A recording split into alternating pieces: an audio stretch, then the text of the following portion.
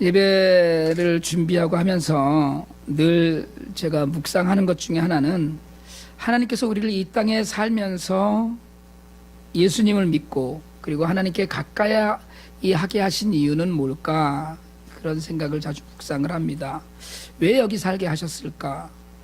그냥 우리를 구원하시는 순간에 하늘나라에 데려가셔서 하나님 앞에서 살게 하셨으면 좋지 않았을까? 그런 생각을 하다가 그래도 여기가 더 재밌나 이런 생각을 해요. 여러분 어떠세요? 여기가 더 재밌을 것 같지 않으세요? 천국보다? 천국이 더 좋을 것 같으세요? 천국이 더 나을 것 같다 손 들어보실래? 오늘 보내드릴게요 그냥.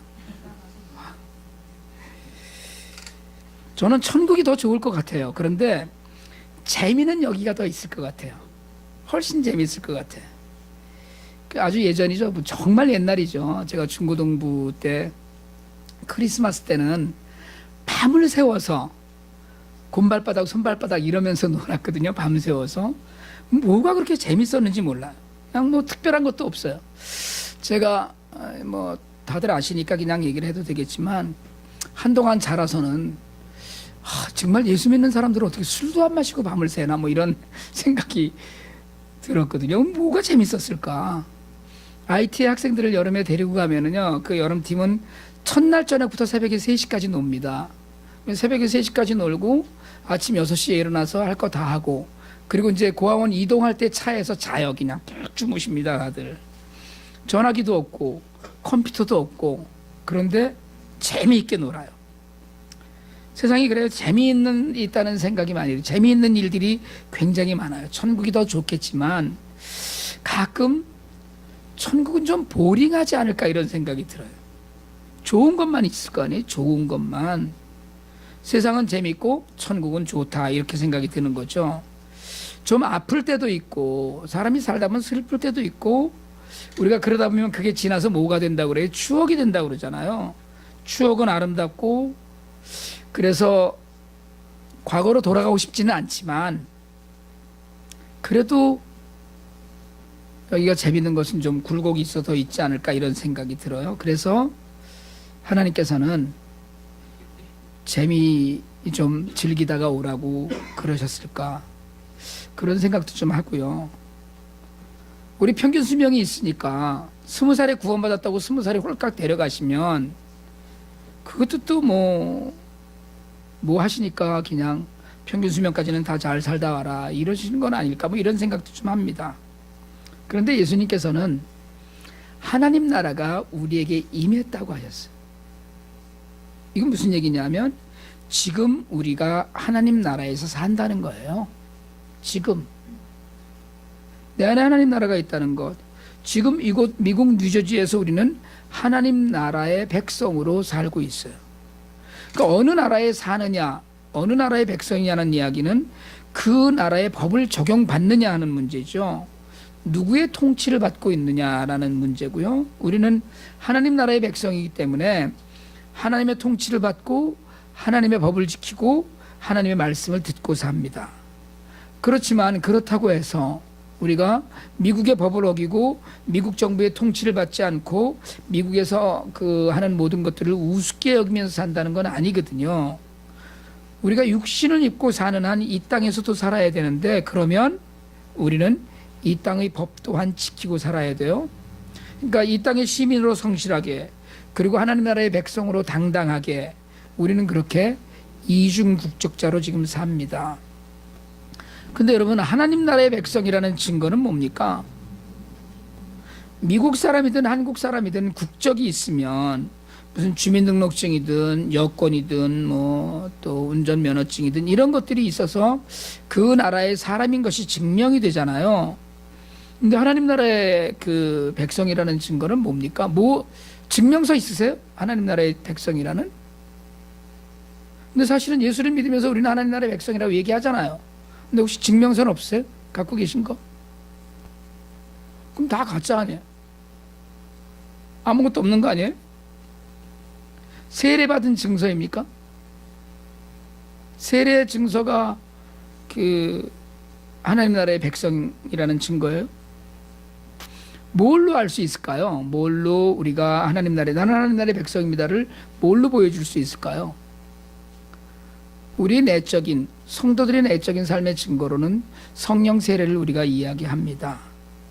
여러분 사실은요, 세례 받고 예수를 믿는다고 신앙의 고백도 하고 교회도 정기적인 출석하고 헌금도 잘하고 봉사도 열심히 하지만 여전히 하나님 나라의 백성이 아닌 사람들도 많이 있습니다. 세례는 여지껏 받지 않았고 또 사실은 믿음이 무엇인지도 잘 모르지만 그래도 하나님과 가까이 살려는 사람들도 있어요. 성령을 받았는가 하는 문제는 세례와는 사실은 관계없다라고 얘기하기는 그렇지만 전혀 다른 차원의 문제예요. 성령을 받으면 요즘 성령 받으면 펄펄 뜁니까? 그럴 수도 있죠. 성령 받으면 눈물을 철철 흘리면서 회개하나요? 그럴 수도 있어요. 성령을 받으면 기쁨이 충만합니까? 그럴 수도 있어요. 제가 그럴 수도 있다라고 계속 말씀을 드린 건 아닐 수도 있다라는 거예요. 외적인 증거가 성령의 사람은 하나님 말씀 앞에서 순종합니다. 근데 우리가 이중국적을 갖고 있다고 말씀드렸듯이 육신을 입고 있어서 우리는 여전히 죄성을 버리지 못하고 죄성을 버리기가 힘든 존재예요.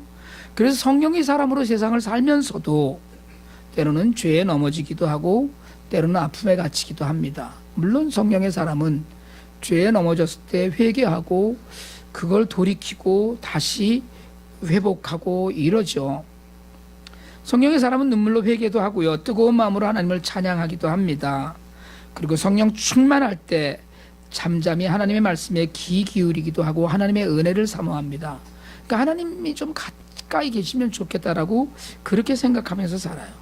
근데 무엇보다도 성령이 충만한 외적인 증거와 내적인 증거는 뭐냐면 감사와 기쁨이에요. 여러분 예수에 미친 사람은 늘 웃습니다.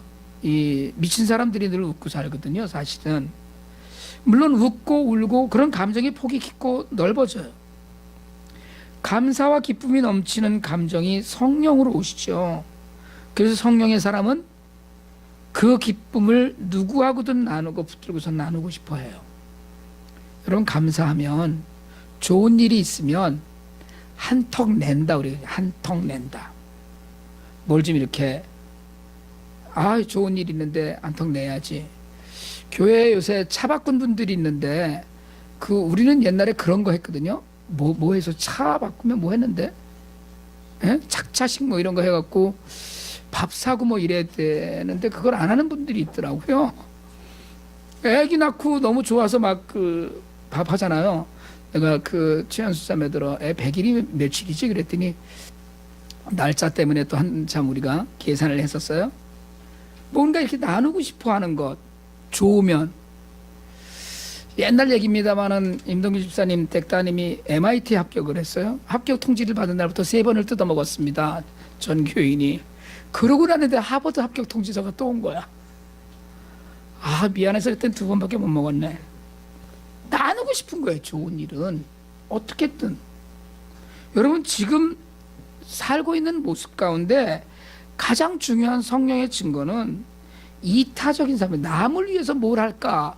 남을 위해서 할 건 뭐가 있을까? 이걸 생각하는 거거든요. 그런데 그게 성령 충만한 사람의 증거라면 예수님이 이 땅에 오신 이유를 우리가 생각할 때 다 주셨거든요. 그러면 부활하고 승천하시면서 성령을 약속하셨어요.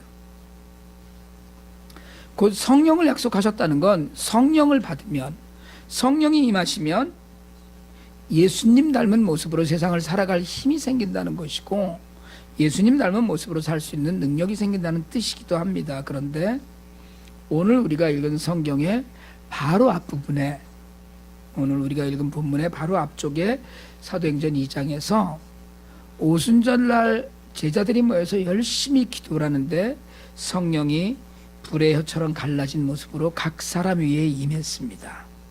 그리고 어떻게 됐어요? 이제 성령의 사람이 됐어요. 방언을 하고 복음을 전하고 시끄럽게 기도하니까 사람들이 다 놀라면서 이 사람들이 술 취했다 이거 라고 이야기를 해요. 그래서 오늘 우리가 읽은 성경의 시작이 됩니다. 베드로가 최초의 성령을 받은 최초의 설교가 오늘 우리가 읽은 성경 본문서부터 2장 마지막까지 자신들에게 임한 하나님의 능력을 설명하기 위해서 베드로는 요엘 2장을 인용합니다. 구약 성경의 마지막 때에 일어날 일들을 예언한 구절이죠. 요엘 2장 28절은 이렇게 되어 있습니다. 그 후에 내가 내 영을 만민에게 부어주리니 너희 자녀들이 장래일을 말할 것이며 너희 늙은이는 꿈을 꾸며 너희 젊은이는 이상을 볼 것이며, 그리고 32절에는 누구든지 여호와의 이름을 부르는 자는 구원을 얻으리니 이는 나 여호와의 말대로 시온산과 예루살렘에서 피할 자가 있을 것이며 남은 자 중에 나 여호와의 부름을 받을 자가 있을 것임이라. 마지막 날에 성령이 임하고 그리고 구원받을 자들이 생길 거라는 것. 여러분, 베드로는 자기 말이 아니라 구약 성경을 인용해서 설교를 시작합니다. 성령이 임하면 예언과 환상과 꿈의 계시가 남녀노소와 신분의 종과 상전의 신분의 구분 없이 주어지게 되고 하나님의 뜻이 선포되고 그리고 하나님의 계시가 주어진다는 이야기를 해요. 성령이 임하면 주어지는 거예요. 이걸 예수님과 연결시키는 건 예수님이 이 땅에 오심으로 말미암아 종말이 시작됐습니다. 예수님이 이 땅에 오시면서 종말이 시작되었어요. 유대인들이 오랫동안 기다려왔던 그 날이 현실이 되고 새로운 시대가 열렸습니다. 자녀들과 젊은이들과 늙은이들에게 새로운 희망을 주는 시대예요. 하나님은 천대받는 종에게도 하나님의 영을 부어주십니다. 구분하지 않으셨어요. 그래서 꿈을 꿀 수 없던 모든 사람이 하나님 나라의 새로운 꿈을 꾸게 되었어요. 예수님이 우리의 희망인 것은 그것 때문입니다. 여러분, 예수님의 이름을 부르는 사람은 유대인이든 이방인이든 미국 사람이든 한국 사람이든 IT 사람이든 스페니쉬든 구분하지 않고 백인이든 흑인이든 구분하지 않고 부르는 사람은 누구든지 구원을 받고 하나님의 영, 성령을 받을 수 있어요. 다시 돌이키면 그렇게 성령을 받은 사람은 무슨 꿈을 꿉니까? 성령을 받고 꾸는 새로운 꿈이 무엇이냐는 거예요. 지난주에 하나님의 꿈은 사랑과 생명이라고 말씀드렸습니다. 하나님의 꿈을 꾸는 우리는 성령을 받은 후에 새로운 꿈을 꾸어야 돼요. 베드로가 오늘 성령이 충만해서 하나님의 말씀을 선포할 때 굳이 요엘 2장의 말씀을 인용한 뜻은 이제 우리가 새로운 꿈을 꿀 때가 왔다는 거예요. 그 꿈은 바로 하나님의 말씀을 받은 우리를 통하여서 세상이 구원받아야 된다는 거예요. 여러분, 저는 우리 교회가 그리고 우리 모두가 구원의 통로가 되길 바랍니다. 누구든지 여호와의 이름을 부르는 자는 구원을 얻으리라고 선포한 베드로는 예수님이 대제사장 무리에게 잡혀가셨을 때 예수님을 저주하면서 부인했던 제자예요.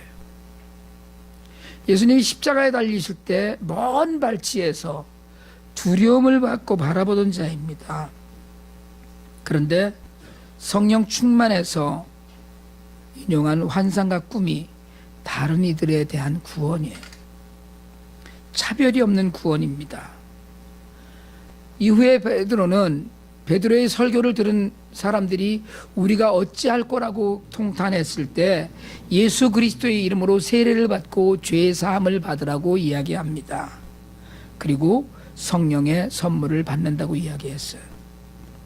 여러분, 우리 교회가 구원의 통로가 되어서 정말 진정한 구원을 나누는 꿈을 우리가 좀 꿀 수 있기를 원합니다. 근데 그러려면 우리가 먼저 성령 충만해야 돼요. 우리가 먼저 기뻐야 합니다. 그냥 좋아야 돼요. 우리가 먼저 나눌 수 있는 것이 있어야 돼요. 정말 실천하는 사랑이 있어야 돼요. 여러분, 우리만 좋자, 우리끼리는 좋다, 그건 성령의 사람이 아니에요. 톨스토이가 인간의 죄와 구원에 관해서 많은 통찰을 남겼죠. 까라모조프가의 형제들의 그 7권 3장에는 양파 한 뿌리에 대한 이야기가 있습니다. 옛날에 사악한 할머니가 살았어요. 얼마나 사악했는지 살아생전에 한 번도 선행을 한 게 없었습니다. 그러니까 이 할머니가 죽으니까 악마들이 할머니를 지옥 불고등에 던졌어요. 근데 어느 날 수호천사가 그 지옥 밖을 지나다가 할머니가 불구덩이에서 고생하는 걸 보고 불쌍한 마음이 들었어요. 그래서 신에게 가서 청합니다. 저 할머니를 살려주십시오. 그때 신이 그런 얘기를 해요. 그 할머니가 살아생전에 한 번이라도 선행을 한 것이 있다면 내가 고려해보마. 수호천사가 할머니가 일생 동안 했던 일들을 적은 책을 들여다봤어요. 딱 한 가지가 있었어요. 밭에서 양파 한 뿌리를 뽑아서 거지에게 적선을 한 적이 있는 거예요. 그 이야기를 신에게 했더니 신이 그런 이야기를 합니다. 그렇다면 양파 한 뿌리를 할머니에게 던져주고 그 할머니가 양파 줄기를 붙잡고 빠져나오면 지옥에서 그러면 천국으로 오게 하라고 이야기해요. 수호천사가 양파 한 뿌리를 할머니에게 던져주고는 조심스레 끊어지지 않게 그걸 잡아당깁니다. 그 양파 줄기를 잡고 할머니가 올라오는 거예요. 그런데 반쯤 할머니가 지옥에 빠져나왔을 때 지옥에 있던 다른 죄인들이 그걸 보고 나도 하면서 할머니 발에 매달렸어요. 할머니는 자기만 구원받는 줄 알고 구원받으려고 했는데 다 달려드니까 너무 화가 나서 이건 내 양파야, 내 거라고 하면서 사람들을 다 걷어차버렸죠. 그 순간에 양파는 똑 부러지고 다 같이 지옥으로 다시 돌아갔습니다. 할머니의 죄는 단 한 번도 선행을 한 적이 없다는 거였어요. 그래서 그 할머니의 수호천사가 찾아낸 양파 한 뿌리는 초라한 선행이었지만 여러분, 구원은 계산하지 않아요. 그래서 그저 수호천사의 마음에 연민이라는 아름다운 법칙만 적용이 됐었습니다.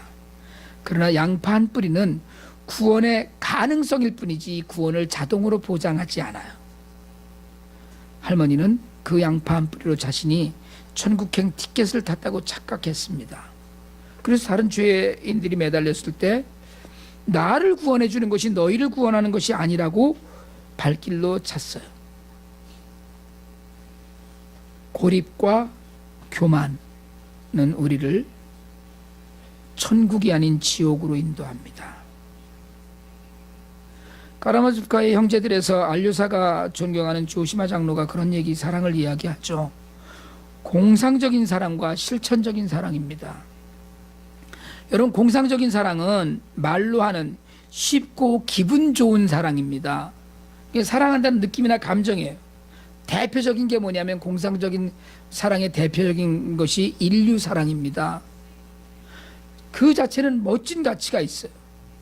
근데 너무나 방대하고 추상적이어서 말은 누구나 할 수 있는데 귀찮아지면 언제든지 멈출 수 있는 사랑이에요. 그러나 실천적인 사랑은 인류나 거대한 개념이 아니에요. 그냥 한 사람, 구체적으로 한 사람을 사랑하는 데 시작을 합니다. 행동으로, 온 존재로 사랑하는 거예요. 심지어는 나를 귀찮게 하거나 내게 여러 가지를 어렵게 하는 누군가를 증오하지 않고 사랑하는 것, 대단히 어렵죠. 그래서 이야기해요. 실천적인 사랑은 어렵고 때로는 중노동이고 용기를 내야 되는 것이고 견뎌내는 것이라고 이야기합니다. 여러분, 하나님이 꿈꾸시는 사랑은 교회가 꿈꾸는 구원의 통로를 통해서만 이루어집니다. 사람들이 우리 교회를 통해서, 우리 교회 성도들을 통해서 하나님의 사랑을 만나고 구원의 기쁨과 감격을 누리는 그런 꿈을 우리가 꾸길 원합니다. 여러분, 아무 관계없이 생긴 것은 우리가 지금 초라해 보이는 것 같지만 하나님은 아무렇지도 않게 여기셔요. 여러분, 높은 건물에만 하나님이 계신 것이 아닙니다. 제가 가끔 그렇게 여쭙는데 지금 예수님이 이 땅에 오시면, 오늘 이 땅에 오시면 어디로 가실까요? 어느 교회를 가실까요? 큰 빌딩이 있는 교회에 하나님이 가실까요? 사람이 많이 모인 곳에 하나님이 가십니까? 예수님이 재림하시면 헌금을 많이 하는 사람들을 만나러 다니실까요? 프로그램이 많은 교회에 가서 잘한다고 칭찬하러 가실까요? 우리처럼 이렇게 작은, 그냥 남의 학원 작은 강의실 빌려서 예배를 드리는 곳을 예수님은 외면하실까요? 어떻게 생각을 하세요? 여러분, 새로운 꿈을 꾸시길 바랍니다. 여러분이 하시는 일을 통해서 모든 사람들이 하나님을 보게 되길 원합니다. 여러분이 사는 모습을 통해서 사람들이 예수 그리스도의 살아계심을 깨닫길 원합니다. 우리가 꿈꾸지 않으면 안 될 일이에요. 여러분, 우리가 약하기 때문에 하나님의 영광이 드러나요. 우리가 강하고 힘세고 많은 것을 갖고 있으면 사람들은 절대로 하나님께 의지하지 않습니다. 그게 인간의 속성이에요. 돈이 많아지기 때문에 교회가 타락을 하고, 가진 것이 많기 때문에 영적인 성장을 절대 하지 못하고, 내가 갖춘 것이 많으면 예수님은 그 자리에 필요 없게 돼요. 오히려 불편하지만 가난할 때 자랑하실 수 있길 바랍니다. 우리가 다 가지고 있다는 것을 자랑하는 것은 내가 다 했다라는 것을 자랑하는 것 밖에는 아니에요. 그러나 우리가 가진 것이 전혀 없고 우리는 초라하고 남루하지만 우리 안에 있는 사랑과 기쁨이 있으므로 그것을 나누겠다는 꿈을 꾸는 성도만이 하나님으로부터 성령의 충만함을 받은 성도임이 증거됩니다. 또 하나, 저는 우리가 세상의 위로가 되는 꿈을 꿉니다. 여러분, 위로가 된다는 건 정말 귀한 일이에요. 많은 사람들이 여러분을 늘 그리워하고 보고 싶어 하게 되기를 원합니다. 만나면 너무 좋고요. 떨어져 있으면 보고 싶은 사람들이 되는 꿈을 좀 꿉니다. 여러분, 헨리 나우에는 그에 져서 상처 입은 치유자에서 자신의 시대가 처한 고통을 그 마음으로 깨닫는 사람이 사역자가 된다고 그랬어요. 우리 모두가, 여러분, 목사만 사역자가 아닙니다. 고통을 앓고 고통을 통해서 얻은 상처가 다른 사람들을 치유하는 그 원천이 되는 방법, 여러분, 이것이 아니면 다른 이들의 위로자가 될 수 없어요. 예수님은 인간의 가장 내밀한 곳까지의 아픔을 겪으셨어요. 그래서 예수님은 우리의 위로자가 되시고 중보자가 되셔요. 예수로부터 구원을 받고 작은 예수로 예수의 제자를 칭하면서, 그리고 예수님이 너희는 내 친구라고 하셨던 우리에게 예수님이 꾸었던 꿈이 남아 있어야 합니다. 성령을 받은 이후에 우리의 꿈은 예수님의 꿈이어야 돼요. 그 꿈은 위로자의 꿈입니다. 치유자의 꿈이에요. 내 상처에 쩔쩔매고 마는 것이 아니라, 내가 없는 것 때문에 너무 안타까워하는 것이 아니라, 성령의 은혜로 상처를 치유받은 우리가 이제 아픈 이들을 향해, 아픈 신음소리를 내는 이들을 향해서 손을 내밀고 쓰다듬어주고 안아줄 수 있어야 됩니다. 여러분, 세상을 둘러보세요. 세상에는 위로받아야 될 불쌍한 사람들로 가득 차 있습니다. 예수님을 몰라서 방황하고 하나님의 은혜에 너무 멀리 있어서 고독하고 고통스러운 인생이 하나 둘이 아닙니다. 멀리 가지 않아도 돼요. 우리 가까이에 우리가 위로하고 함께 울어주어야 될 인생들이 분명히 있습니다. 여러분, 성령의 인도하심을 따라 살면서 우리 모든 우리의 아픔이 다 치료받고 우리가 오히려 아픔의 위로자가 되는, 고통받는 모든 이들의 따뜻한 이웃이 되는 그러한 새로운 꿈을 우리가 꿀 수 있기를 원합니다. SNS에서 제가 굉장히 좋아하는 목사님이 한 분 계셔요. 원주에서 목회를 하시는 이성하 목사님이라는 분인데, 뭐 큰 교회도 아니고 시골 교회에서 목회하시는 분이에요. 그분이 칼 같은 지성과 뜨거운 영성으로 목회하시는데, 그분이 쓴 짧은 글이 제 마음에 많이 불편했던 내용이었어요. 그 말씀을 읽어드리고 오늘 말씀을 마치려고 합니다. 그분이 쓰신 거예요. 이성하 목사님이, 동성애자들이 집회에 가서 예수님은 당신들을 사랑한다고 외치며 집회 참가자들을 포위하고 찬송을 불러드리는 분들께 묻습니다. 예수님께서 제자들을 대동하고 죄인들을 찾아가셔서 그들을 둘러싸고 찬송을 불러주면서 하나님은 당신을 사랑하신다고 피켓 들고 외치셨다는 내용이 복음서 어디에 나오는지요? 정말 사랑한다면 세력 대결로 하지 마시고 험악한 인상에 거친 목소리로 하지 마시고 그들이 교회가 말하는 복음을 궁금해서 찾아오도록 해 주심이 마땅한 줄 압니다. 많은 교회가 그동안 머리 노랗게 물들인 애들 내쫓고, 빨갱이라고 내쫓고, 미혼모라고 내쫓고, 공돌이 공순이라고 무시하고, 가난하다고 홀대하고 장애인이라고 박대하고 혈연, 지연, 학연에 따라 편 가르는 데 힘썼습니다. 한국교회가 다시 일어설 수 있는 비결은 그동안 한국교회가 줄기차게 걸어온 그 길에 정반대로 가는 것입니다.